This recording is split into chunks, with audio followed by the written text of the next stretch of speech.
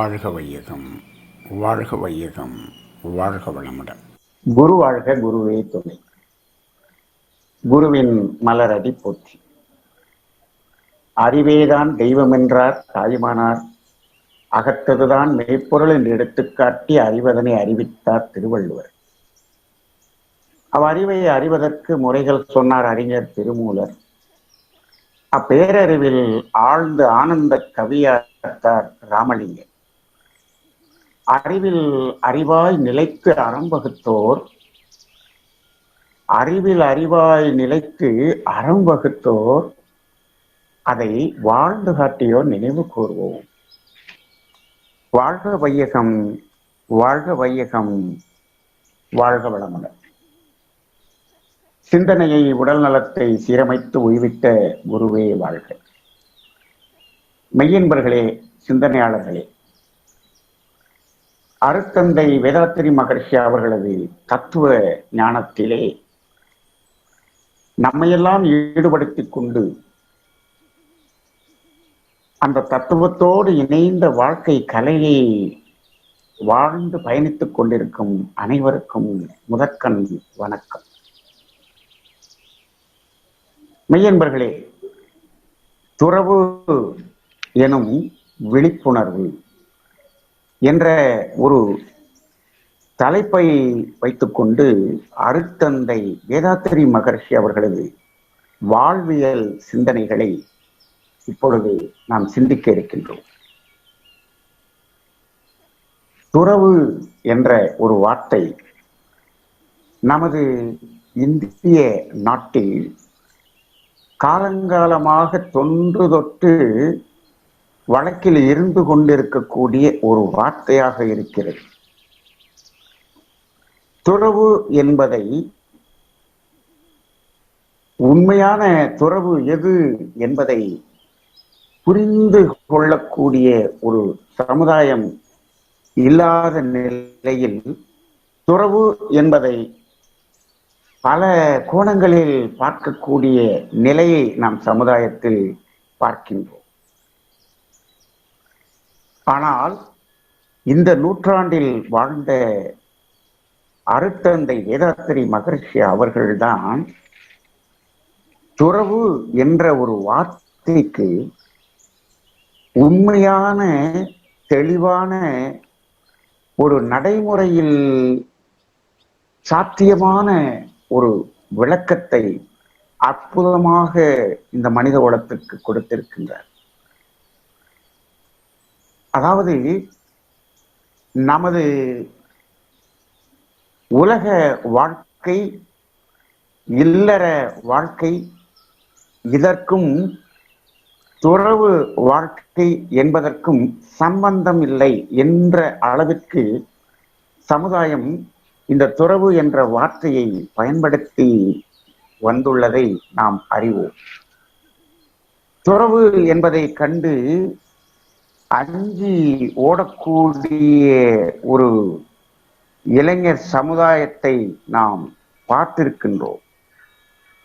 நமது மனவளக்கலை பயிற்சியிலே நம்மையெல்லாம் முழுமையாக ஈடுபடுத்திக் கொள்ளும் போது நம்மை சுற்றி இருந்தவர்கள், நமது நண்பர்கள் வட்டத்தில் இருப்பவர்கள், உறவுகள், இவர்கள் எல்லாமே எங்காவது இவர் துறவு நிலைக்கு சென்றுவிடப் போகிறாரோ என்று, இதெல்லாம் இந்த வயதில் தேவையா என்று கேலியாக பேசக்கூடிய அந்த சொற்றொடர்களையும் நாம் கேட்டிருக்கின்றோம்.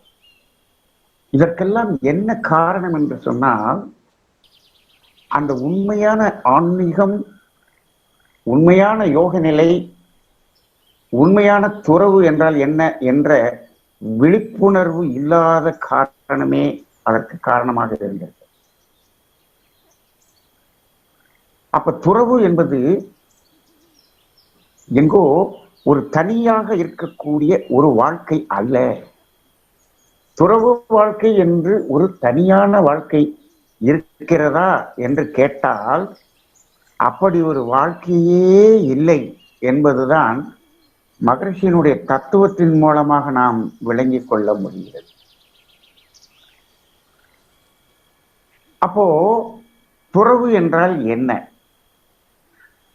இப்போ உறவிலிருந்து விலகி நிற்பது துறவு என்று இதுவரை நாம் புரிந்து வைத்திருக்கக்கூடிய சமுதாயம். உறவிலிருந்து டோட்டல் டிட்டாச்மெண்ட் அப்படின்னு சொல்றாங்க துறவு. அவ்வாறு டோட்டல் டிட்டாச்மெண்ட் ஆக வாழவே முடியாது. அவ்வாறு இந்த உலகத்தில் உடலோடு உயிரோடு இருந்து கொண்டிருக்கக்கூடிய நிலையே சாத்தியமில்லை. அதாவது உறவு என்றால் என்ன என்று முதலில் தெரிந்து கொள்ள வேண்டும். துறவு என்றால் என்பதை பற்றி அடுத்து புரிந்து கொள்ள வேண்டும். இதைத்தான் மகரிஷி அவர்கள் அழகான ஒரு விளக்கம் கூறி நமக்கெல்லாம் அந்த தத்துவத்தை கொடுத்திருக்கின்றார்கள்.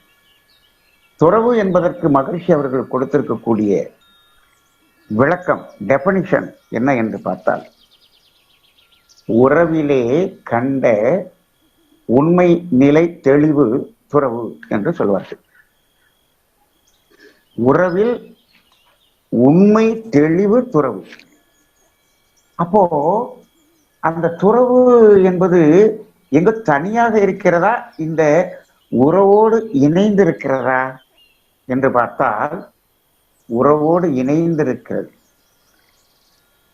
உறவோடு இணைந்திருக்கிறதா என்று கூட சொல்ல முடியாது, உறவோடு கலந்திருக்கிறது.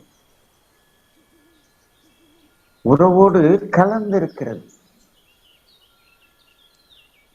இன்னும் ஆழ்ந்து சொல்ல போனால் அந்த உறவே துறவாகவும் இருக்கிறது. உறவுக்குள்ளாகவே துறவும் இருக்கிறது. துறவு என்று தனியாக ஒன்று இல்லை, இல்லை. உறவுக்குள்ளாகவே துறவு பின்னி பிணைந்து இருக்கின்றது என்பதுதான் உண்மை. இப்போ நமக்கு என்ன வேண்டும் என்று சொன்னால், அந்த உறவின் நிலை, துறவின் நிலை என்ற ஒரு நிலையை உணர்ந்து கொண்டு விழிப்புணர்வோடு வாழக்கூடிய மனதிற்கான விழிப்புணர்வு தான் வேண்டும். இதுல முக்கியமா நமக்கு வேண்டியது விழிப்புணர்வு மட்டுமே. இந்த உறவை துறந்து விட்டு செல்கின்றோம் என்று சொல்கின்ற அனைவருக்கும் எந்த விழிப்புணர்வு இருக்கிறது? அங்கு உறவே வேண்டாம் என்று போன பிறகு பசி என்று வரும்பொழுது எங்காவது போய் பிச்சாந்தேகி என்று அந்த உணவுக்காக பிச்சை எடுக்கக்கூடிய ஒரு நிலை வருகிறது. அந்த உணவோடு உறவு கொள்ள வேண்டிய நிலை வருகிறது. உணவோடு உறவு கொள்ளாமல் வாழ முடியுமா? அல்லது தட்பவெப்பத்திலிருந்து தன்னை பாதுகாத்துக் கொள்ள ஒரு உடை வேண்டுமே. அங்கு ஒரு காவி என்ற ஒரு உடை உடுத்துகிறாரே, அந்த காவி என்ற உடைக்கும் அவருக்கும் ஒரு உறவு இருக்கிறது அல்லவா? அப்போ உறவு என்பதை முழுமையாக தவிர்த்து வந்துவிட்டோம், அதுதான் துறவு என்று சொன்னால் இங்கு எவ்வாறு தடுக்க முடிகிறது? ஆனால் சமுதாயத்தில் அது எவ்வாறு மாறிவிட்டது என்று சொன்னால், உறவை விடுத்து வருவது என்று சொன்னால் இந்த உறவுகளை விட்டு விட்டு செல்வதை துறவு என்று புரிந்து கொண்டு விட்டார்கள். உறவுகளை விட்டுவிட்டு அப்ப என்ன ஆகுதுன்னா, அந்த உறவுகளில் இருந்து வாழும்போது இருக்கக்கூடிய அந்த அடைய வேண்டிய துன்பங்கள், கழிக்க வேண்டிய பதிவுகளினுடைய அந்த துன்ப உணர்வுகள் இதுல இருந்து தப்பித்துக் கொள்வதற்காக அவற்றை விட்டு விட்டு செல்லுகிறோம். அதுதான் துறவு என்று இப்பொழுது பேசப்படுகிறது. ஆனால் உறவு என்று எடுத்துக்கொண்டால் 2 வகையான உறவு இருக்கிறது. இது பிசிக்கலா நமக்கு தெரிந்த அளவில். இன்னொரு உறவு இருக்கிறது, அது ரொம்ப சுக்குமமான உறவு. பிசிக்கலா நமக்கு உறவு என்று எடுத்துக்கொண்டால் எது உறவு என்றால், இந்த பொருள்களோடு ஒரு உறவு இருக்கிறது. அதுதான் வாழ்க்கையில் அதிகமாக நம்ம உறவு கொள்ளக்கூடிய இடம் எது என்று பார்த்தால் பொருள் உறவு. அதற்கு அடுத்தாற் போல இந்த உறவுகளின் உறவு, உறவினர்களின் உறவினங்களின் உறவு. அப்ப அது இரண்டாவது உறவாக இருக்கு. இதற்கும் மேலாக ஒரு உறவு இருக்கிறது. அது உயிர் உறவு என்று ஒரு உறவு இருக்கிறது. அது தெய்வீக உறவாக இருக்கும். இப்போ சாதாரண மனித வாழ்க்கையில் இந்த பொருள் உறவு என்பது மேக்சிமம் அந்த உறவுலதான் மனிதன் வாழ்ந்து கொண்டிருக்கின்றான். இந்த உறவுகளோடு உறவு. இப்போ இந்த உறவுகளை விட்டு விட்டு செல்கின்றோம், அதுதான் துறவு என்று சொன்னால், அங்கு போய் அந்த பொருளை விட்டு விட்டு வாழ முடியவில்லை. அப்ப அந்த பொருள் உறவு மட்டும் வேண்டும் என்று சொல்கின்றான். அந்த பொருள் உறவு வேண்டும் என்று சொன்னால் அந்த பொருளுக்காக அந்த காலகட்டத்தில் எந்த உறவையும் நாடாமல் இருந்திருக்கின்றார்கள். குகைகளுக்குள்ளாகவும் காடுகளுக்குள்ளாகவும் அந்த உணவுக்காகவோ நீருக்காகவோ உடைக்காகவோ எந்த மனித உறவையும் நாடாமல் வாழ்ந்து கொண்டிருந்த ஒரு காலம். அப்படி இல்லை என்று வைத்துக் கொள்ளுங்கள். இப்பொழுது அது என்ன ஆகிறது என்று சொன்னால், இந்த பொருள் உறவுக்காக ஏதோ ஒரு மனித உறவை அங்கு நாடுகின்றார். அப்ப என்னாச்சு? இங்கு யாரோ ஒருவருடைய உறவை விட்டுவிட்டு அங்கு வேறு ஒரு உறவிடம் சென்று உணவை கையேந்துகின்றார். அப்ப இது உண்மையான துறவா? ஏன் அதற்கு இங்கேயே அந்த உணவை பெற்றிருக்கலாமே? இப்போ உறவு, பொருளுறவுக்காக மனித உறவுகளை தொடர்பு கொண்டு வாழக்கூடிய துறவு என்பதை இப்பொழுது நாம் பார்க்கின்றோம். அப்போ உண்மையான துறவு என்பது இப்பொழுது எங்கோ ஒரு திசை மாறி நிற்கிறது. அது சுகமாக இருப்பதாக மகரிஷி அவர்கள் சொல்வார்கள். அதாவது இந்த தொல்லையிலிருந்து விடுதலை பெற்று ஏதோ சுகமாக எஸ்கேபிசம் என்று சொல்வார். அவ்வாறு மாறிவிட்டது துறவு. அப்போ அந்த பொருள் உறவுக்காக எந்த மனித உறவுகளையும் நாடாமல் இருக்கக்கூடிய அளவுக்கு பக்குவம் அங்கு வந்திருக்க வேண்டும். அப்போ அது துறவு என்று. ஒரு காலத்தில் உணவே தேவையில்லை என்று தவம் செய்த ஞானிகள் இருக்கின்றார்கள். அந்த அளவுக்கு பக்குவப்பட்ட நிலை வந்தது. அது ஞானம். அது யோகத்தை கடந்த ஞானம் என்று சொல்லலாம். அது அந்த நிலை. ஒருவர் அந்த ஞானம் என்ற ஒரு நிலையை அடைந்து விட்டால் அவருக்கு எந்த ஒரு பொருள் நிலையை இருந்தும் ஒரு தேவையற்ற ஒரு நிலை, அனைத்தும் இயற்கையோடு கலந்து இயற்கையின் ஆற்றலையே அவர் கிரகித்துக் கொள்ளக்கூடிய அளவுக்கு அவருடைய உயர்வு நிலை இருக்கும். இப்பொழுதெல்லாம் அப்படிப்பட்ட ஞானியர்களை நாம் பார்க்க முடியவில்லை.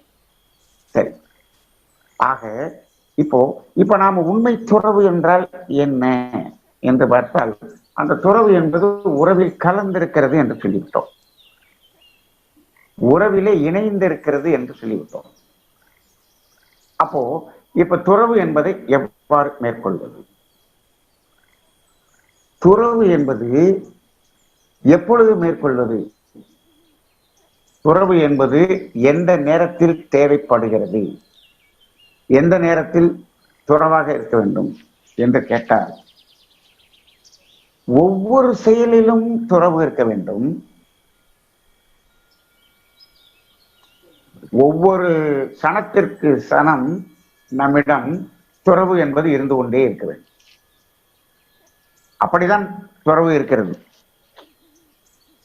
எப்பெல்லாம் உறவு இருக்கிறதோ அங்கெல்லாம் துறவு இருக்க வேண்டும். எங்கெல்லாம் உறவு இருக்கிறதோ அங்கெல்லாம் துறவு இருக்க வேண்டும். அப்போ நாம ஆழ்ந்த தூக்கத்தில் இருக்கும் போது தவிர மற்ற எல்லா நேரங்களிலும் துறவு என்பது நம் உடன் பயணித்துக் கொண்டே இருக்க வேண்டும். இதுதான் உண்மை துறவு. அப்ப நாமெல்லாம் துறவியா என்று கேட்டால், இதன்படி அந்த விழிப்பு நிலையில் வாழ்ந்தால் நாம் தான் உண்மை துறவி. உண்மை துறவு என்பது செயலிலே இருக்க வேண்டும் என அல்லாமல் உடையிலே இருப்பது துறவு அல்ல. உடையில் மட்டும் துறவி என்று கஷாயம் கட்டிவிட்டால் போதுமா? பாரதியார் ரொம்ப தைரியமா பரசிவ வெள்ளம்ங்கிற இடத்துல அவரை பாடுவார். காவி துணி வேண்டாம், கற்றை சடை வேண்டாம், பாவித்தல் ஒன்றே போதும் பரமநிலை ஏதுதற்கு என்று பாரதியாருடைய பரசிவ வெள்ளத்தில் அவர் எழுதியிருப்பார். அப்ப அந்த துறவு என்பது அந்த உடையில் அல்ல, உடையில் அல்ல. அப்போ நாம் வாழ்க்கையின் ஒவ்வொரு அங்கத்திலும் துறவு என்பது பின்னி பிணைந்து இருக்க வேண்டும். அந்த துறவு என்ற விழிப்பு நிலை இருக்க வேண்டும். அப்ப துறவு என்பது என்ன என்று கேட்டால், துறவு என்பது ஒரு உணர்வு. துறவு என்பது ஒரு உணர்வு நிலை. அது பிசிக்கல் கிடையாது. துறவு என்பது பிசிக்கலா பார்க்கக்கூடிய காட்டக்கூடியது அல்ல. துறவு என்பதை நான் காட்ட வேண்டும் என்று சொன்னால், நான் அப்படியே காவி வேஷ்டி கட்டி காவி துண்டை போட்டுட்டு இப்படியே நின்னா நான் துறவி என்று இது கண்ணால் பார்க்கக்கூடியது அல்ல. துறவு என்பது கண்ணால் பார்க்கக்கூடியது அல்ல. It is not physical. துறவு என்பது உணர்வு. துறவு என்பது ஒரு உணர்வு, மன உணர்வு. மன உணர்வு தான் துறவை தவிர வெளியில் இருக்கக்கூடிய அந்த அடையாளங்கள் துறவு ஆகாது, ஆகாது. நாம் இந்த அடையாளங்களையே பார்த்து பழகி இருக்கின்றோம். இப்படி படம் பார்த்தே பழகிட்டோம். அந்த அடையாளங்கள் துறவு அல்ல. துறவி போல் காட்சி தருவார். அவருடைய உணர்வுகள் எல்லாம் பார்த்தால் மோசமான உணர்வுகளாக இருக்கும். வெறும் உறவில் தீவிரமான உறவை கொண்ட, அதாவது கீழ்த்தரமான உறவை உள்ளே வைத்திருக்கக்கூடிய உணர்வு இருக்கும். ஆனால் தோற்றம் மட்டும் துறவாக இருக்கும். அது துறவா? இல்லை. தோற்றம் எப்படி இருந்தாலும் அதை பற்றி ஒன்றுமில்லை. உணர்வு துறவாக இருந்து விட்டால் அதுதான் துறவு, அதுதான் துறவு.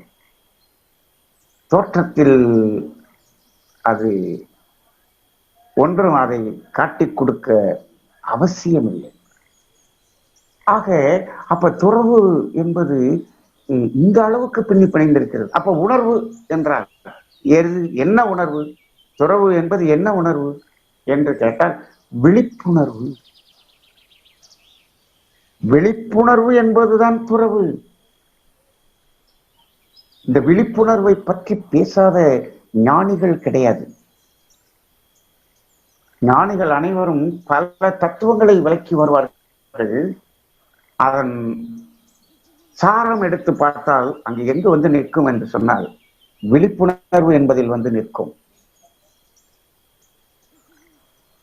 பெரிய பெரிய பிலாசபர்ஸ் எல்லாம் அந்த விழிப்புணர்வை பற்றி தான் பேசியிருப்பாங்க. ஜே கிருஷ்ணமூர்த்தியிலிருந்து ஓஷோல இருந்து எல்லாரும் பார்த்தோம்னா அவங்களுடைய அந்த தத்துவங்களில் அந்த விழிப்புணர்வு என்பது வந்து ஒவ்வொரு இடத்துலையும் வந்து நிற்கும். விழிப்புணர்வு. மகர்ஷி அவர்கள் இந்த விழிப்புணர்வை ரொம்ப பிராக்டிக்கலா சொல்லியிருக்காங்க. அவங்க எல்லாம் விழிப்புணர்வுன்னு தத்துவமாக பேசிட்டு ஒரு ஹை பிலாசபியில அவங்க சொல்லிட்டு போனாங்க விழிப்புணர்வை. அவங்களோட இதெல்லாம் பார்த்தோம்னா இந்த ராமச்சந்திரா மிஷன், அதே போல ஜே.கே. அவங்களுடைய அந்த பிலாசபி அதுல எல்லாம் பார்த்தோம் அப்படின்னு சொன்னோம்னா அந்த விழிப்புணர்வுங்கிறது ஒரு ஹையஸ்ட் பிலாசபியாக இருக்கும், அற்புதமாக இருக்கும். ஆனால் சாதாரண மனிதர்கள் முதலிலே அந்த தத்துவங்களை எல்லாம் பார்த்தால் அவர்களால் அந்த விழிப்புணர்வை புரிந்து கொள்ள முடியாது, அதை உணர்ந்து கொள்ள முடியாது. ரொம்ப ஹை ஸ்டாண்டர்டா இருக்கும். ஆனால் பாமர மனிதனும் புரிந்து கொள்ளக்கூடிய அளவுக்கான அந்த விழிப்புணர்வினுடைய இந்த உலகத்துக்கு கொடுத்தவர் அடுத்த இந்த வேதாத்ரி மகரிஷி அவர். அதுதான் துறவு. இப்போ மகரிஷி வெறும் விழிப்புணர்வுன்னு கொடுக்க மாட்டாங்க. மகரிஷி எப்படி கொடுத்திருப்பாங்க தெரியுங்களா? அதாவது விளைவறிந்த விழிப்பு நிலை என்று சொல்வார்கள். அந்த விழிப்பு நிலைய விளைவறிந்த விழிப்பு நிலை என்று சொல்லுவார்கள். It is practical. இவ்வாறு விளக்கும் பொழுதுதான் அதை நாம் உணர்ந்து கொள்ள முடியும், நம்மை மாற்றிக்கொள்ள முடியும். நமது மனவளக்கலை மன்றம் என்பது, தத்துவம் என்பது போதனை மார்க்கம் அல்ல, சாதனை மார்க்கம். இது நாம் நம்மை மாற்றிக்கொண்டு வாழ்வியலாக வாழ்ந்து காட்டக்கூடிய ஒரு மார்க்கம். அப்போ விளைவறிந்த விழிப்பு நிலை என்று சொல்லுவார்கள். அப்ப விழிப்பு நிலை என்றால் என்ன? விளைவறிந்த விழிப்பு நிலை என்றால் என்ன? விழிப்பு நிலை என்பது விழிகளுக்கா மனதுக்கா என்று கேட்டால், கண்கள் விழித்திருப்பது விழிப்பு நிலை அல்ல, மனம் விழித்திருப்பதுதான் விழிப்பு நிலை. சாதாரணமாக விழிப்பு நிலை என்பதற்கு விளக்கம் எப்படி சொல்வார்கள் என்று சொன்னால், ஒரு செயலை செய்கின்றோம் என்று சொன்னால் அந்த செயல் முடியும் வரை அந்த செயலிலேயே மனம் இணைந்திருந்தால் அது விழிப்பு நிலை என்று சொல்வார்கள். இப்ப நாம அதுவே நிறைய பேர் இல்லை. அதாவது நாம் ஒரு வேலையை செய்து கொண்டிருப்போம், மனம் எங்கோ ஒரு சிந்தனையில் இருந்து கொண்டிருக்கும். அப்போ ஆசிரியர் பாடம் நடத்தி கொண்டிருக்கிறார், மாணவன் ஆசிரியரை பார்த்து கொண்டிருக்கின்றான், அவர் போர்டில் எழுதுறத பார்த்து கொண்டிருக்கின்றான், கண்கள் பார்த்து கொண்டிருக்கிறது. ஆனால் அவர் எழுதி முடித்தவுடன் அந்த மாணவனை எதிர்க்க சொல்லி, இப்பொழுது எழுதினேனே அது என்ன என்று கேட்கின்றார். அவன் முழிக்கின்றான். என்ன? அவன் கண்கள் அதை பார்த்து கொண்டுதான் இருந்தது. ஆனால் அவன் மனம் எதையோ நினைத்துக் கொண்டிருந்தான், இங்கு விழிப்பு நிலையில் இல்லை. எந்த செயலில் உடல் ஈடுபடுகிறதோ அதே செயலில் மனமும் இணைந்து ஈடுபட்டால் அது விழிப்பு நிலை. இதை நம்ம சாதாரண பேசிக்கா உடற்பயிற்சி செய்யும் போது சொல்லுவோம் இல்லையா? கைப்பயிற்சி செய்யும் பொழுது கையை நினைத்து கொண்டே செய்யணும். உடற்பயிற்சி செய்யும் போது உடலிலே மனம் வைத்து செய்யணும். எதையோ நினைச்சுக்கிட்டு இங்க உடற்பயிற்சி செய்யக்கூடாதுன்னு சொல்லுவோம் இல்லையா? அதான் விழிப்பு நிலை. எத்தனை பேர் அதாவது சாப்பிடும் போது சாப்பிட்றத நினைச்சிட்டு சாப்பிட்றோம்.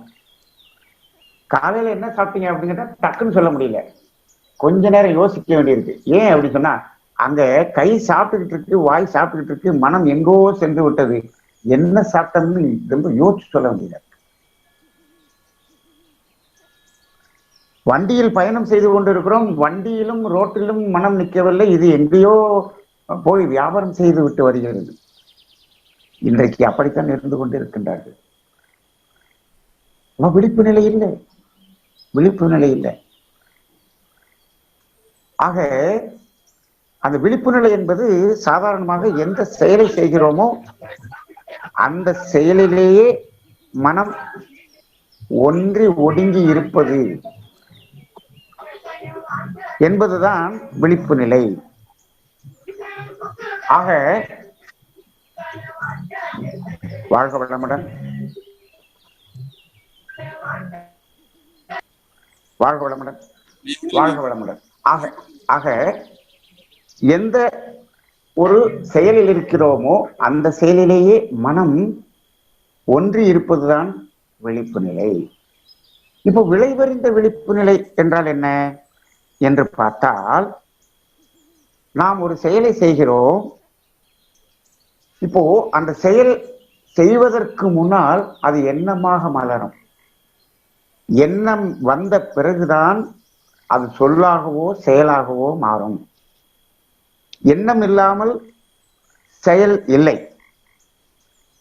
அப்போ ஒரு எண்ணம் மலர்ந்து விட்டது என்று வைத்துக் கொள்வோம். அது எதை அடிப்படையாக கொண்டு மலரும் என்றால், நமது பதிவுகளை அடிப்படையாக கொண்டு எண்ணம் எழுகிறது.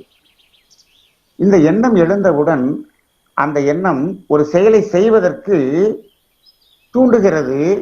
இந்த உடல் அந்த செயலை செய்வதற்கு தயாராகிறது. சரி, அப்போ அந்த எண்ணம் வந்தவுடன் அந்த செயலை செய்யலாமா வேண்டாமா என்பது அந்த இடத்தில் என்ன மாறியதுன்னு சொல்லணும் பாருங்க. அந்த இடத்துல இந்த செயல் துன்பம் தரக்கூடியது என்றால் அதை செய்ய மாட்டோம், துன்பம் போக்குவது என்றால் அதை செய்வோம் என்ற ஒரு முடிவுக்கு வர்றோமே. எப்ப முடிவுக்கு வர முடியும்? அந்த இடத்தில் மனம் விழிப்பு நிலையில் இருந்தால் இந்த ரெண்டையும் கணித்து அது முடிவுக்கு வரும். அப்ப எதை கணித்து அது செய்யலாமா வேணாமான்னு முடிவுக்கு வருதுன்னா, அதனுடைய விளைவை கணித்து அதன் அடிப்படையில் அந்த விளைவு துன்பமாக இருந்தால் அந்த செயல் வேண்டாம். அப்ப ஒரு விளைவை கணித்து விளைவை அறிந்து இதை செய்வதா வேண்டாமா என்று ஒரு முடிவுக்கு வருகிறோம் அல்லவா, அதுதான் அந்த இடம்தான் விழிப்பு நிலை. அப்ப இந்த விழிப்பு நிலை எண்ணம் செயலாக மாறும் இடத்தில் ஒரு விழிப்பு நிலை வரும். இன்னொன்று, ஒரு செயல் செய்து கொண்டிருக்கின்றோம், அந்த செயல் நமக்கு தேவையின் அடிப்படையிலே நாம் தேவையை நிறைவேற்றிக் கொள்ள வேண்டிய ஒரு செயலாகவே இருக்கின்றது என்று வைத்துக் கொள்வோம். ஒரு உதாரணமாக, பசி. பசி என்பதற்காக நாம் உணவு எடுத்துக்கொள்கின்றோம். அப்ப பசி என்பதை போக்கிக் கொள்ள வேண்டும். நாம் அந்த உணவோடு உறவு கொண்டுதான் ஆக வேண்டும். அப்ப அந்த உணவோடு உறவு கொள்கிறோம். இப்ப அது இந்த உணவோடு உணவை சாப்பிடலாமா வேணாமா என்று அந்த எண்ணம் வரும் பொழுது நாம் என்ன பண்ணோம்? பசி இருக்கிறது, உணவு சாப்பிடலாம் அப்படிங்கிற அந்த விழிப்பு நிலை வந்துருச்சு. இப்போ அந்த உணவு சாப்பிட்டு கொண்டு இருக்கும் போது என்னன்னா, அந்த விழிப்பு நிலை நம்மகிட்ட இருந்துகிட்டே இருக்கணும். என்ன விழிப்பு நிலை? 4 இட்லி சாப்பிட்டோம், ரைட். 4 இட்லி சாப்பிட்ட உடனே அப்படின்னு ஒரு சவுண்ட் வந்துச்சு. அப்ப என்னாச்சு? அப்போ பசி தீர்ந்து விட்டது என்று இந்த உடல் நமக்கு ஒரு சமிக்கை கொடுக்கிறது. போதும், என்னுடைய தேவை பூர்த்தியாகிவிட்டது, போதும் என்று அது ஒரு ஒரு எச்சரிக்கையை கொடுக்குது. ஆக இப்ப பசி தீர்ந்து விட்டது என்று வைத்துக் கொள்வோம். இப்ப இந்த இடத்துல அது பசி தீர்ந்து விட்டது என்ற உணர்வு நமக்கு தெரியும் அளவுக்கு விழிப்போடு இருந்திருந்தால் அந்த 4 இட்லியோட அதை நிறுத்தி விடுவோம். அதற்கு மேல போக மாட்டோம், போக மாட்டோம். ஏன் அதற்கு மேல போனா என்ன? சட்னி குருமா ருசியா இருக்கிறது, ருசியாக இருக்கிறது. இந்த இடத்துல அந்த இடத்துல என்ன விழிப்பு நிலை வேண்டும்? இதற்கு மேல ஒரு 4 இட்லி சாப்பிடலாம் ருசிக்காக. ஆனால் சாப்பிட்டால் என்ன ஆகும் அப்படிங்கும் பொழுது, ஏற்கனவே நாம் இது போல ஒரு நாள் சாப்பிட்டிருப்போம், அந்த அனுபவம் இருக்கும். இந்த விளைவறிந்த விழிப்பு நிலைனா அதை நாம கணிக்கிறது அப்படின்னு கேட்டா, சாமி சொல்லுவாங்க, இதை முக்கால ஞானம் என்று சொல்லுவாங்க. கடந்த கால அனுபவம், தற்கால சூழ்நிலை, எதிர்கால விளைவு, இந்த மூன்றையும் கணித்து என்று சொல்வார்கள். அப்ப கடந்த காலத்தில் இவ்வாறு ருசியாக இருக்கிறது என்று ஒரு 4 இட்லி சேர்த்து சாப்பிட்டுருக்கோம்னு வச்சுக்குவோம். இப்பொழுது அதே தற்கால சூழ்நிலை அப்படி இருக்கிறது. அன்றைக்கு என்ன விளைவு வந்தது? அன்னைக்கு வயிறு வலிங்கிற ஒரு துன்பம் வந்தது. அப்ப இன்னைக்கு அதே தற்கால சூழ்நிலை அதே மாதிரி இருக்கிறது. அப்ப எதிர்கால விளைவு எப்படி வரும்? அதே வயிற்று வலி வரும், அதானே? அப்ப ஏற்கனவே அனுபவம் அப்படித்தானே இருக்கிறது. அன்னைக்கு அதிகமா சாப்பிட்டதுனால வயிறு வலிச்சது, அதுக்காக இன்னைக்கும் வலிச்சிருவா போகுது அப்படின்னா, அது இன்னைக்கு சாப்பிட்டு வச்ச பிறகு திருப்பி அது வந்த பிறகுதான் தெரியும். அப்போ அந்த அனுபவத்தை வைத்துக்கொண்டு இப்போ விளைவு துன்பகரமாக இருக்கும் என்று சொன்னால் அந்த இடத்துல என்ன பண்ணிடணும்? அந்த 4 இட்லியோட நிறுத்தி கொள்ள வேண்டும். அப்ப நிறுத்துறோம் பார்த்தீங்களா அந்த இடத்துல? அப்ப நிறுத்தும் போது என்ன பண்றோம்? இன்னொரு 2 இட்லி கொண்டு வர்றாங்க, வேண்டாம் என்று அந்த இட்லி வேண்டாம் என்று தடுக்கின்றோம். முதல்ல இட்லி கொடுங்கன்னு கேட்டோம், அதுக்கு பேர் உறவு. இப்பொழுது இட்லி வேண்டாம் என்று தடுக்கின்றோம், இதற்கு பெயர் துறவு. அப்போ இட்லிய 4 இட்லி சாப்பிடுற வரைக்கும் அந்த 4 இட்லியோட உறவு அப்படிங்கிறது இருந்தது. இப்ப இட்லி வேண்டாம்னு சொல்றோமே, ஏன் சொன்னோம்? பசி தீர்ந்து விட்டது, இதற்கு மேல் போனால் அது துன்பமாக மாறிவிடும், அதனால் அந்த இடத்தில் அதை நிறுத்தி கொண்டோம். அந்த இட்லி கேட்குது, 4 இட்லியை இவ்வளவு சுகமா சாப்பிட்ட, இப்ப என்னைய மட்டும் வேணான்னு சொல்றியே அப்படின்னா, அந்த இடத்துல அதை துறந்துதான் ஆக வேண்டும். சாப்பாடு வைக்கிறவங்க சொல்லுவாங்க, இன்னைக்கு உங்களுக்காக நல்ல குருமாலாம் வச்சு நல்லா ருசியா செஞ்சிருக்கேன், எனக்காக சாப்பிடுங்க அப்படின்னு சொல்லுவாங்க. ஆனால் விளைவு மோசமாக இருக்குமே. அப்ப அந்த இடத்துல அதை திறந்துதான் ஆக வேண்டும். அப்போ இட்லிக்கும் நமக்கும் ஒரு உறவு, அதை போதுமென்று நிறுத்துகிறோமே, அந்த நிறுத்துகிற இடம் இருக்கிறது அல்லவா, அந்த இடத்துக்கு பெயர் தான் துறவு. எப்ப நிறுத்த முடியும்? விளைவறிந்த விழிப்பு நிலை இருந்தால்தான் அதை நிறுத்த முடியும். அத அப்ப வேண்டாம் போதும்னு சொல்ற அந்த இடம் துறவு. அப்ப அந்த போதும் சொல்றது ஒரு உணர்வு தானே, அதுதான் விழிப்புணர்வு. அப்போ துறவு என்ற விழிப்புணர்வு இன்னைக்கு நம்ம தலைப்பு கொடுத்திருக்கோம் பாருங்க. துறவு என்பதே விழிப்புணர்வு தான், விழிப்புணர்வு தான் துறவு, ரெண்டும் ஒண்ணுதான். ஆக இந்த விழிப்புணர்வு, இந்த உறவு என்ற உணர்வுகளே கலந்து இருக்கிறது. அந்த இடம் வரும்போது கரெக்டா இது என்ன பண்ணணும்? கட் பண்ணணும், கட் பண்ணணும். இதை கட் பண்றதுங்கிறது பாருங்க, இதை கட் பண்றதுக்கு என்ன வேணும்? அறிவு வேண்டும் அல்லவா? அறிவு வேண்டும். நம்மிடம் இருக்கிறதா? நம்மிடம் எவ்வளவு அறிவு இருக்கிறது? 6 அறிவு இருக்கிறது. 5 அறிவு ஜீவன் பசி தீர்ந்தவுடன் அதை சரியாக அதிலிருந்து துறவு கொண்டு விடுகிறது, அதை கட் பண்ணிருக்கு. பசி தீர்ந்துச்சுன்னா அதுக்கு மேல சாப்பிடுறது இல்லை,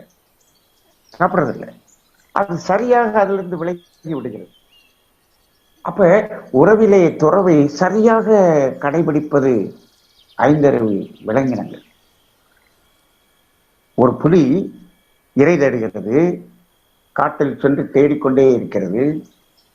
ஒரு கிழட்டு எரும மாடுதான் கிடைச்சது, அடித்தது, சாப்பிட்டது. பாதி மாட்டை சாப்பிட்டு முடித்த உடனே பசி தீர்ந்து விட்டது.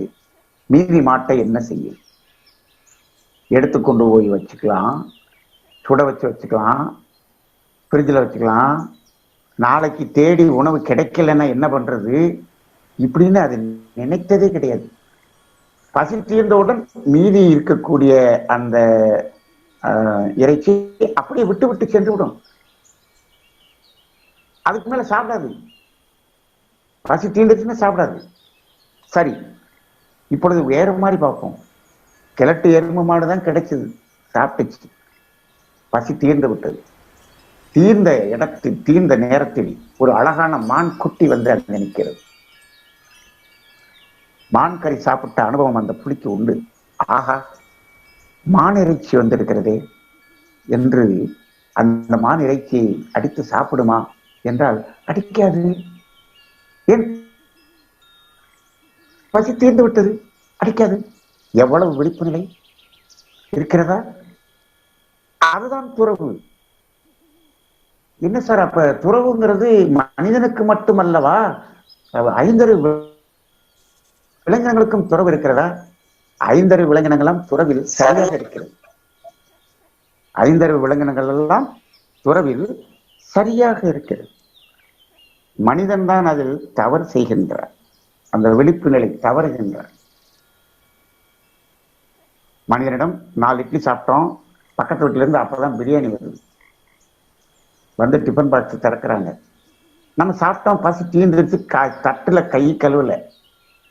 அந்த பிரியாணியை திறக்கிறாங்க, அப்படியே கம கம கமன்னு வாட வருது. அந்த பிரியாணி அந்த டிஃபன் பாக்ஸ்ல இருந்து மான் குட்டி எட்டி பார்க்குது.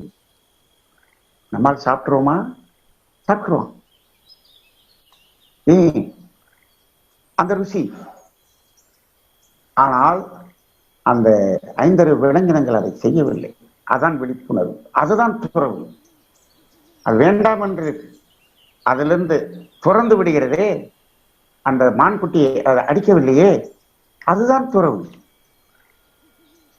இதுபோல ஒவ்வொரு செயலிலும் நமக்கு துறவு வேண்டும். நமது தேவைகள் என்ன? பசி, தாகம், தட்பவெப்பத்திலிருந்து பாதுகாப்பு, உடல் கழிவுகளின் உண்டு வேறு. இந்த தேவைகளை தேவையின் அளவுல நிறுத்தக்கூடிய ஒரு பக்குவம் இருக்கிறதே, விழிப்பு நிலை இருக்கிறதே, அதற்கு பெயர் தான் துறவு. அதற்கு பெயர் தான் துறவு. இப்ப இன்னொன்றை நாம் உதாரணமாக எடுப்போம். ஒரு குருவி, ஒரு தென்னை மரம், அதில் ஒரு 15 தென்னை மட்டை இருக்கு. ஒரு தென்னை மட்டையில அது அழகாக ஒரு தூக்கணாங்குருவி ஒரு கூடு கட்டி அதுக்குள்ள இருக்கு. பக்கத்துல பாக்குது ஒரு 14 மட்டை சும்மாதான் இருக்கு. எல்லாம் 14 எம்டி பிளாட் மாதிரி இருக்கு. அந்த மீதி 14 மட்டையிலையும் 14 கூடு கட்டக்கூடிய திறமை அதற்கு இருக்கிறது. அந்த 14 மட்டையில 14 கூடு கட்டி 14 கூட்டை வாட்டையை விட்டுட்டு ஒரு கூட்டுல குடியிருந்துக்கலாம்னு அது என்னைக்காவது எந்த குருவியாவது நினைத்ததும் தான்? இல்லை, இல்லை. மனிதன் எப்படி இருக்கின்றான்? அவன்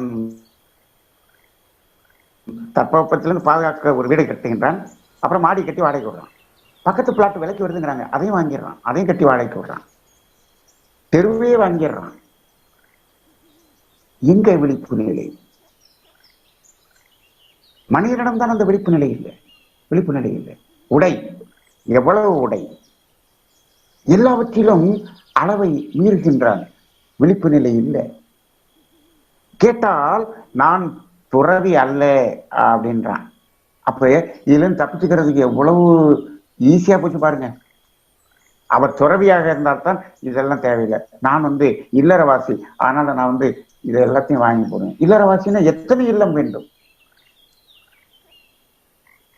அப்ப துறவு அப்படிங்கிறத எங்கோ பிரித்து தூக்கி போட்டு விட்டதுனால எனக்கும் அதற்கும் சம்பந்தம் இல்லை என்று சொல்லுகிறான். அப்படி அல்ல. ஒவ்வொரு செயலிலும் துறவு வேண்டும். ஒவ்வொரு செயலிலும் துறவு வேண்டும். அப்போ ஒவ்வொன்றிலும் நாம் அந்த அளவில் நிற்கக்கூடிய நிலை வேண்டும். அப்போ இன்றைக்கு இந்த உலகம் நிறுத்தவில்லை, ஆனால் அந்த இயற்கை அதை நிறுத்திவிட்டதல்லவா? நிறுத்திவிட்டதல்லவா? இன்றைக்கு இப்ப பாருங்க, தட்பவெப்பத்திலிருந்து பாதுகாப்பு கொடுக்கக்கூடிய உடை, இருப்பிடம், உற்பத்தி எல்லாமே நின்று போய் கிடக்கிறது. இந்த பொருள்கள் உற்பத்தி எல்லாமே நின்று போய் கிடக்கிறது. இரண்டு உற்பத்தி மட்டும் தொடர்ந்து நடந்து கொண்டிருக்கிறது. ஒன்று, பசி என்பதை போக்கிக் கொள்ளக்கூடிய உணவு. அது லாக்டவுன்ல அதுக்கு நிக்கவே இல்லை. எந்த உற்பத்தியும் நிக்கல. அது முளைத்துக் கொண்டிருக்கிறது, செடியாகி கொண்டிருக்கிறது, மரமாகி கொண்டிருக்கிறது, பூத்து கொண்டிருக்கிறது, காய்த்து கொண்டிருக்கிறது, கனிந்து கொண்டிருக்கிறது. அது எதுவுமே நிறுத்தல. மழை ஆவியாகி, மேகமாகி, நீராகி, மழையாகி, பெய்து வந்து ஓடிக்கொண்டிருக்கிறது. அது நிறுத்தல. இது ரெண்டையும் நிறுத்தல. இயற்கை அது ரெண்டையும் நிறுத்தல. மற்றதெல்லாம் நிறுத்தி இருக்கு. ஏன்? எல்லாமே அளவுக்கு மேல கிடக்கு. நாம நிறுத்தல. அதனால அது நிறுத்தி வச்சிருக்கு. இப்பொழுது இருந்து 5 வருடத்துக்கு நீங்க துணியை எடுக்கலன்னா நமக்கு போடுறது துணி இருக்கு.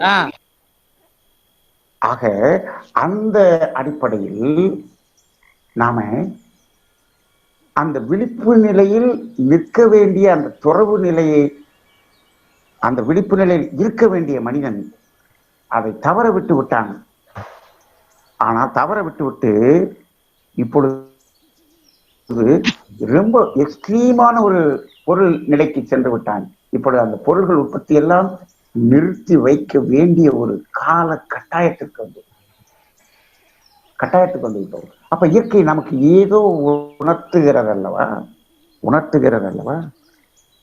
அப்போ அந்த விழிப்பு நிலை தவறி அந்த இயற்கையினுடைய வாழ்வியலிருந்து விலகி மனிதன் சென்று விட்டான். அப்ப துறவு என்பது எங்கோ இருக்கிறது. துறவிக்குத்தான் அது, நானெல்லாம் அப்படி அல்ல என்று ஒதுக்கிவிட முடியாது. ஒவ்வொரு இடத்திலும் துறவு வேண்டும். இரவு படுத்து உறங்குகின்றோம் தலகாணியில. காலையில அந்த தலகாணியை துறந்து விட்டு ஆபீஸ் போயிடும்.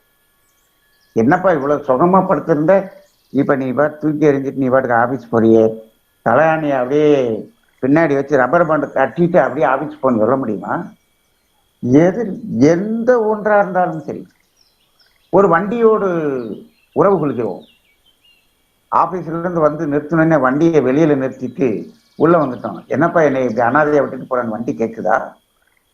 திறந்து விட்டோம் அல்லவா? வண்டியை திறந்து விட்டோம் அல்லவா? வந்த உடனே பேண்ட்டை கழட்டி போட்டோம்ல, அதை திறந்து விட்டோம் அல்லவா? எது எல்லாத்தையும் திறந்ததுதான். ஒவ்வொன்றும் உறவு கொள்ள வேண்டும், திறக்க வேண்டும். காலையில எந்திரிச்சோடனே பேஸ்ட்ல பல் வளர்க்குறீங்க. அப்ப அந்த பிரஷுக்கும் பேஸ்டுக்கும் அந்த பல்லுக்கும் ஒரு உறவு. அந்த உறவை துண்டிக்கிறோமா இல்லையா? இல்ல விலகிட்டே ஒரு மணி நேரம் விலகிட்டே இருக்குமா? அதில் ஒரு துறவு முடிஞ்சிருச்சு. எல்லாத்துலயுமே ஒரு துறவு, ஒரு உறவு, ஒரு துறவு. இதே போல உறவுகளிலும் அப்படித்தான் இருக்க வேண்டும். உறவுகளிலும் உறவினர்களிலும் அது விழிப்புணர்வோடு இருந்து விட்டால் அந்த உறவு நல்லா இருக்கும். அந்த விழிப்புணர்வு இல்லாம அந்த அளவு முறை மீறினால் அந்த உறவு கெட்டு போயிடும். அது கணவன் மனைவி உறவாக இருந்தாலும் சரி, அது தாய் தந்தை உறவாக இருந்தாலும் சரி, நண்பர்களாக இருந்தாலும் சரி, உறவினர்களாக இருந்தாலும் உறவாக இருக்க வேண்டும். எந்த அளவுக்கோ அந்த அளவிலிருந்து அப்படி விலகக்கூடிய நிலை இருந்தால் அது நீடித்த உறவாக இருக்கும். இல்லை என்று சொன்னால் அதிலும் துன்பம் வரப்படுகிறது. அப்போ இப்ப இந்த விழிப்பு நிலை, அந்த துறவு இல்லை என்றால் என்ன ஆகும் என்று ஒரு கேள்வியை கேட்போம். இப்ப துறவு ஒவ்வொரு செயலிலும் துறவு வேண்டும், ஒவ்வொரு கணத்திலும் துறவு வேண்டும் என்று நாம் சொல்றோம். எங்கெல்லாம் உறவு இருக்கிறதோ அங்கெல்லாம் துறவு வேண்டும். உறவுக்கு உள்ளாகவே துறவு ஒளிந்திருக்கிறது என்று சொன்னோம். சரி, அந்த உறவை மட்டும் வைத்துக்கொண்டு துறவை நாம் விழிப்பு நிலையில் இல்லாமல் விட்டு விட்டால் என்ன ஆகும் என்று கேள்வி கேட்கலாம். ஒன்னும் ஆகாது. வாழ்க்கை துன்பகரமானதாக இருக்கும். உடலிலே நோய், உள்ளத்திலே துன்பம். பரவாயில்ல, வச்சுக்கிறேன், ஏத்துக்கிறேன் அப்படின்னு சொன்னா நம்ம இருந்து கொள்ளலாம். நன்றாக பாருங்கள். இந்த துறவை சரியாக மேற்கொள்ளக்கூடிய 5 அறிவு விலங்கினங்கள் எதுக்காவது இந்த துன்பகரமான வாழ்க்கை இருக்கிறதா? உடலில் நோய் இருக்கிறதா, மனதில் சுகம் இருக்கிறதா? இன்னைக்கு மனிதன் இருக்கக்கூடிய நிலை அந்த பறவைகள்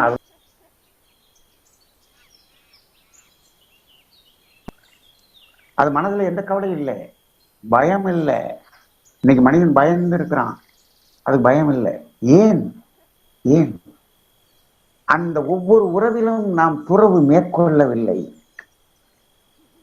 இப்படி மனிதன் அந்த துறவு மேற்கொண்டிருந்தால் இங்கு பொருள் பஞ்சமே இல்லை, எங்கும் வறுமையே இல்லை, வறுமையே இல்லை. எல்லோரும் இனிமையாக வாழலாம். அப்ப என்ன ஆயிடுச்சு? இப்ப மகிழ்ச்சி சொல்லுவாங்க, உலகத்தில் பொருள் வறுமை இல்லை, அறிவு வறுமைதான் இருக்கிறது. ஏன் ஒரு மனிதன் ஒரு இடத்துல சேர்த்துறான், எப்படி சேர்க்கிறான்? அவன் பேரனுடைய தேவைக்கு இன்று சேர்த்து கொண்டிருக்கின்றான். இப்போ பிள்ளைக்கு பால் கொடுக்கறதுக்கு, ஒரு குழந்தைக்கு உணவு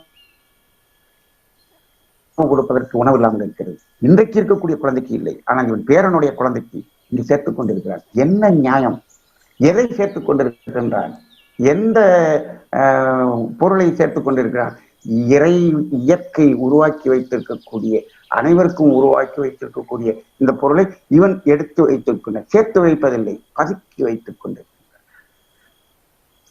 ஆக இப்போ இந்த விழிப்புணர்வு என்ற ஒன்று மட்டும் இருந்து விட்டால் எல்லோரும் சுகமாக இருக்கலாம் அல்லவா? இப்ப என்னாச்சு? ஒருபுறம் பற்றாக்குறையால் அங்கு துன்பம், ஒருபுறம் அதிகமாக இருப்பதால் இங்கும் துன்பம். பற்றாக்குறையானாலும் துன்பம், அதிகமாக இருந்தாலும் துன்பம்.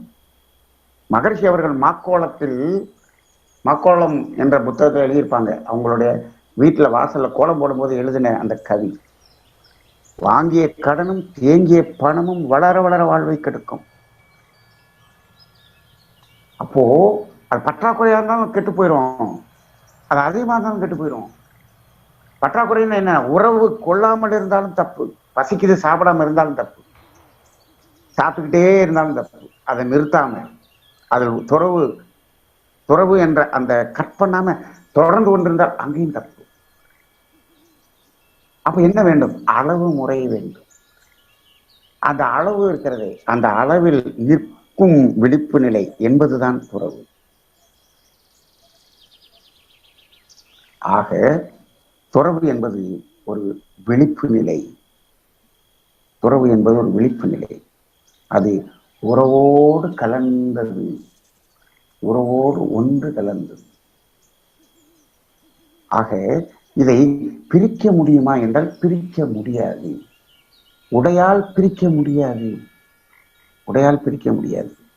இதிலிருந்து தப்பித்து செல்லவெல்லாம் முடியாது, எங்கு சென்றாலும். இப்போ அந்த உறவுகளை விட்டுட்டு துறவி என்று சென்று விடுகிறாரே, அவர் யாரோ ஒரு மனிதரிடம் கொண்டு உணவுக்காக உறவு கொள்கிறாரே, அங்கும் அளவு மீறி சாப்பிட்டா அவருக்கும் வைத்த வழி வரதான் செய்யும், அவரும் நோய்வாய்ப்பட்டுதான் இருப்பாரு. அங்கும் அளவு மீறுவது மட்டுமல்ல, எந்த உறவு கொண்டால் துன்பம் வருமோ அந்த உறவு கொள்ளாமல் நிற்கக்கூடிய விழிப்பு நிலை என்பதும் துறவு தானே. இவர் அந்த விட்டுட்டு போய் அங்க உட்கார்ந்துச்சு பீடி குடிக்கிறாரே, அப்ப அது துன்பம் ஆகுமா இல்லையா? அப்ப அங்க அந்த விழிப்பு நிலை இல்லை, இல்ல அந்த துறவு நிலை இல்லை, இல்ல எதற்கு அந்த உறவு? எத்தனை பேரை பார்க்கின்றோம், எத்தனை பேரை பார்க்கின்றோம். ஆக இன்று சமுதாயத்தில் இந்த துறவு என்ற வார்த்தை ஒரு சமுதாயத்தின் மக்களை ஏமாற்றக்கூடிய ஒரு வார்த்தையாக, ஒரு பதுங்கு இடமாக மாறிவிட்டது. ஆக இப்போ இன்றைக்கு வெளியில் இருக்கக்கூடிய அந்த உருவத்தை வைத்து நாம் துறவி என்று எடை போடக்கூடாது. யார் துறவி? யார் துறவி? ஒவ்வொரு மனிதனும் துறவி. எப்படி? ஒவ்வொரு நிகழ்விலும் உறவாகவும் இருக்க வேண்டும், துறவாகவும் இருக்க வேண்டும். அப்ப துறவு என்பது தனித்த ஒன்று அல்ல, வாழ்க்கையோடு பின்னிப்பணிந்தது. உயிர் இனங்கள் அனைத்துக்கும் அது துறவு என்பதும் இரண்டும் இரண்டர கலந்து நம்மோடு பயணிக்கக்கூடியது என்பதை நாம் முழுமையாக உணர்ந்து கொள்ள வேண்டும். அந்த நிலை வரும் பொழுது நாம் என்ன பண்ணுவோம்? இந்த பொருள்களை அளவுக்கு அதிகமாக சேர்ப்பதை கொஞ்சம் குறைக்க ஆரம்பிப்போம். இப்ப எல்லாம் அதை குறைத்தாக வேண்டிய கால கட்டாயம் வந்து விட்டது. ஆனால் எப்போ இது ரிலீஸ் ஆகும், திரும்பவும் சேர்ப்போம், திரும்பவும் போவோம், திரும்பவும் அதோட உறவு கொள்வோம் என்று மனிதன் ரெடியா இருந்துகிட்டே இருக்கிறான். யாரும் உணர்ந்ததாக தெரியவில்லை என்று அந்த நுண் கிருமியிடமிருந்து எனக்கு ஒரு மெயில் வருது. இப்ப இன்னும் ஒருத்தர் மாறுற மாதிரி தெரியலையா?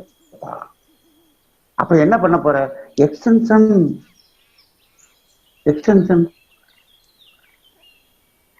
இந்த முடிஞ்சிடும், மார்ச் மாசம் முடிஞ்சிடும். திருவாதிரை நட்சத்திரத்திலிருந்து அது மிருகசீரிஷத்துக்கு போயிட்டா முடிஞ்சிடும். இந்த ராகுனுடைய இது மட்டும் தான் முடிஞ்சிடும். இப்படிலாம் சொன்னோம். இப்ப சொல்லிக்கிட்டு இருக்கோம். செவ்வாய்க்கும் சனிக்கும் ஒரு பார்வை இருக்கிறது, ராகு செவ்வாய் பார்வை இருக்கிறது, ஆகஸ்ட் 17ஆம் தேதி இது குறைஞ்சிடும். இப்படி எல்லாம் ஜோதிட ரீதியாக சொல்லிக்கிட்டு இருக்கோம். ஆனா அது எக்ஸ்டன் ஆகி போயிட்டே இருக்கு. இந்த சூழல் எக்ஸ்டன் ஆகி போயிட்டே இருக்கு. ஏன் எக்ஸ்டன் ஆகி போயிட்டு இருக்கு அப்படின்னா, மனிதன் எப்போ இதை நிறுத்துவீங்க, நாங்க பழைய வாழ்க்கைக்கு போகணும் அப்படின்னு நினைத்து கொண்டே இருக்கின்றான். அப்போ நான் இவ்வளவு நாளா வந்தது நான் எதுக்குன்னு உனக்கு தெரியலையா, இன்னும் புரியலையா அப்படின்னு அது தன்னை எக்ஸ்டெண்ட் பண்ணிக்குது. அப்ப மனித வாழ்க்கையில் ஒரு இந்த விழிப்புணர்வை ஏற்படுத்துவதற்காகத்தான் இந்த சூழ்நிலை. அப்ப என்ன ஆயிடுச்சு? இன்னைக்கு வாழ்க்கைக்காக கற்றுக்கொள்ள வேண்டிய பாடங்கள் சொல்லிக் கொடுக்கக்கூடிய கல்வி நிறுவனங்கள் எல்லாம் மூடியது. போதும்பா, நில்லு, இதை படிச்சு என்ன செஞ்ச வாழ்க்கையில கொஞ்சம் பொருள். வழிபாட்டு தலங்கள் எல்லாம் மூடி கிடக்கிறது, நீ கொஞ்சம் நில்லு இப்படின்னு சொல்லிட்டு என்ன ஆயிடுச்சுன்னா, இந்த ஜூம் செயலி மூலமாக இந்த மகிழ்ச்சியினுடைய தத்துவங்கள் இந்த உலகம் முழுவதும் இன்னைக்கு பாத்தீங்கன்னா காலையில இருந்து சாயந்தரம் வரை இந்த தத்துவம் ஒழித்து கொண்டே. இன்னைக்கு திருவண்ணாமலையில இன்னைக்கு பேசுறோம், டெய்லி இது மாதிரி யாரோ ஒருத்தருடைய ஸ்பீச் நடக்குது. முன்னாடி எல்லாம் மாசத்துக்கு ஒரு ஸ்பீச் நடக்கும். நானே மாசத்துக்கு ஒரு தடவை ஏதாவது ஊருக்கு போய் பேசுவேன். இப்ப என்னன்னா காலையில 4:45 ஒரு ஊர்ல பேசுறேன், 9:30 மணிக்கு ஒரு ஊர்ல பேசுறேன், மத்தியானம் ஒரு ஊர்ல பேசுறேன், இப்போ ஒரு ஊர்ல பேசுறேன், இன்னும் சாயந்தரம் 8:15 இருந்து துபாயில பேசுறேன், மத்தியானம் 3:30 மணிக்கு சிக்காகோ அமெரிக்காவில் பேசுறேன். பேசிக்கொண்டே இருக்கு. உலகம் முழுவதும் இந்த தத்துவம் போய்கொண்டிருக்கு. ஆக இந்த இயற்கை என்ன சொல்லுகிறது? எப்பா மற்றதெல்லாம் கொஞ்சம் நிறுத்தி வைங்க, முதல்ல இந்த வாழ்வியல் தத்துவத்தை வேதாத்திரியத்தை எல்லாரும் கற்றுக்குங்க, இந்த உலகம் முழுவதும் கற்றுக்குங்க சொல்லி உலகம் முழுவதும் இது சென்று கொண்டிருக்கு. அனைத்து மக்களுக்கும் இது செல்ல வேண்டிய ஒரு காலகட்டத்தில் இருக்கு. இந்த உணர்வு வரவில்லை என்று சொன்னால் மனிதன் துன்பத்திலிருந்து மீள முடியாது. ஆனால் மனிதன் இதையும் எப்படியாவது இதை தடுத்து விட வேண்டும், இதிலிருந்து வெளியே வந்து விட வேண்டும், இதற்கு ஒரு தடுப்பை கண்டுபிடித்து விட வேண்டும். இது மனித அறிவு அவன் முயற்சி செய்கிறான். இந்த சிற்றறிவை கொண்டு இந்த பேரறிவோடு மோதுகிற வேலையை பார்க்கின்ற நடக்குமா? அது நடக்குமா?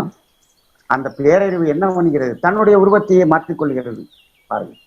அப்போ எந்த அளவுக்கு இந்த இயற்கை நமக்கு ஒரு பெரிய பாடத்தை கொடுத்தது.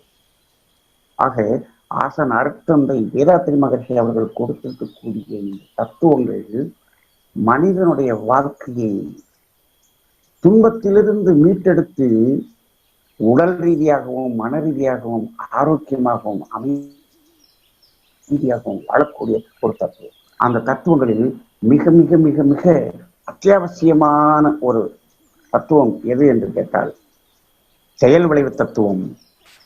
அந்த செயல் விளைவு தத்துவத்தின் அடிப்படையில் நாம் நிற்க வேண்டிய இந்த விழிப்புணர்வு என்ற துறவு நிலை தத்துவம். ஆக இப்போ நாம் இறுதிக்கு வந்து விட்டோம். ஆக இப்ப துறவு என்பது எங்கோ தனித்து இருப்பது அல்ல என்பதை நாம் விளங்கிக் கொண்டோம். துறவு என்பது நமது வாழ்க்கையோடு பிணைந்து இருக்கிறது என்பதை உணர்ந்து கொண்டோம். ஒவ்வொரு உறவிலும் அந்த துறவு என்பது உள்ளே இணைந்து ஒளிந்து இருந்து கொண்டே இருக்க இருக்கிறது என்பதை நாம் உணர்ந்து கொண்டோம். துறவு இல்லாத உறவு இல்லை. துறவு இல்லாத உறவு இல்லை. துறவோடு கூடியதுதான் அந்த உறவு. அந்த துறவை மறந்து விட்டோம் என்று சொன்னால் துன்பம். ஆக எந்த இடத்திலும் நாம் இந்த துறவு என்பதை நம்மோடு இணைத்து கொண்டேதான் பயணிக்க வேண்டும் என்ற ஒரு விழிப்புணர்வு இன்று நமக்கு வர வேண்டும். அதற்காகத்தான் இந்த தலைப்பை நாம் இன்னைக்கு சிந்தனைக்காக எடுத்திருக்கின்றோம். அப்படிப்பட்ட நிலையிலே துறவு என்ற விழிப்புணர்வு என்பது ஒவ்வொரு உறவிலும் துறவு வேண்டும். உறவிலே கண்ட உண்மை நிலை தெளிவுதான் துறவு என்ற ஒரு தத்துவத்தின், மகர்ஷியின் தத்துவத்தை அன்றாடம் நாம் ஒவ்வொரு செயலிலும் கடைபிடிப்போம். துன்பமில்லாத ஒரு வாழ்க்கையை வாழ்வோம். அமைதியான ஆனந்த வாழ்க்கையை வாழ்வோம் என்று கூறி இந்த சிந்தனையை நிறைவு செய்து கொள்கிறேன். வாழ்க வையகம், வாழ்க வையகம், வாழ்க வளமுடன்.